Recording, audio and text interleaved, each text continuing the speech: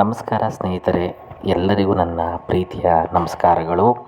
ರೇಣುಕಾಸ್ವಾಮಿ ಕೊಲೆ ಕೇಸ್ನಲ್ಲಿ ಸಿಲುಕಿಕೊಂಡಿರುವ ನಟ ದರ್ಶನ್ ಮತ್ತು ಪವಿತ್ರ ಗೌಡ ಮತ್ತು ಅವರ ಗ್ಯಾಂಗ್ಗೆ ಸುಪ್ರೀಂ ಕೋರ್ಟ್ ಜಾಮೀನನ್ನು ರದ್ದು ಮಾಡಿದೆ.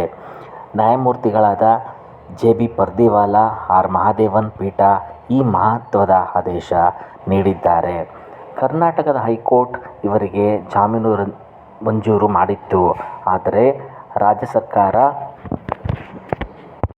ಇದನ್ನು ಪ್ರಶ್ನಿಸಿ ಸುಪ್ರೀಂ ಕೋರ್ಟ್ಗೆ ಸಲ್ಲಿಕೆ ಮಾಡಿತ್ತು. ಈ ಬಗ್ಗೆ ವಿಚಾರಣೆ ಮಾಡಿದ ಸುಪ್ರೀಂ ಕೋರ್ಟ್, ಕರ್ನಾಟಕ ಹೈಕೋರ್ಟ್ನ ತೀರ್ಪಿನಲ್ಲಿ ದೋಷವಿದೆ ಎಂದು ಹೇಳಿದೆ. ಜೈಲಿನಲ್ಲಿ ರಾಜಾರೋಷವಾಗಿ ಸಿಡಿಸಿದ್ದನ್ನು ತಿಳಿಸಲಾಗಿತ್ತು. ಇದಕ್ಕೆ ಜೈಲು ಅಧಿಕಾರಿಗಳನ್ನು ಸಸ್ಪೆಂಡ್ ಮಾಡಬೇಕಿತ್ತು. ಇನ್ನೊಮ್ಮೆ ಇದೇ ರೀತಿ ಆದರೆ ಗೃಹ ಇಲಾಖೆಯನ್ನು ಇಲ್ಲಿಗೆ ಕರೆಸಬೇಕಾಗುತ್ತದೆ ಎಂದು ಸುಪ್ರೀಂ ಹೇಳಿದೆ. ನಮಸ್ಕಾರಗಳು.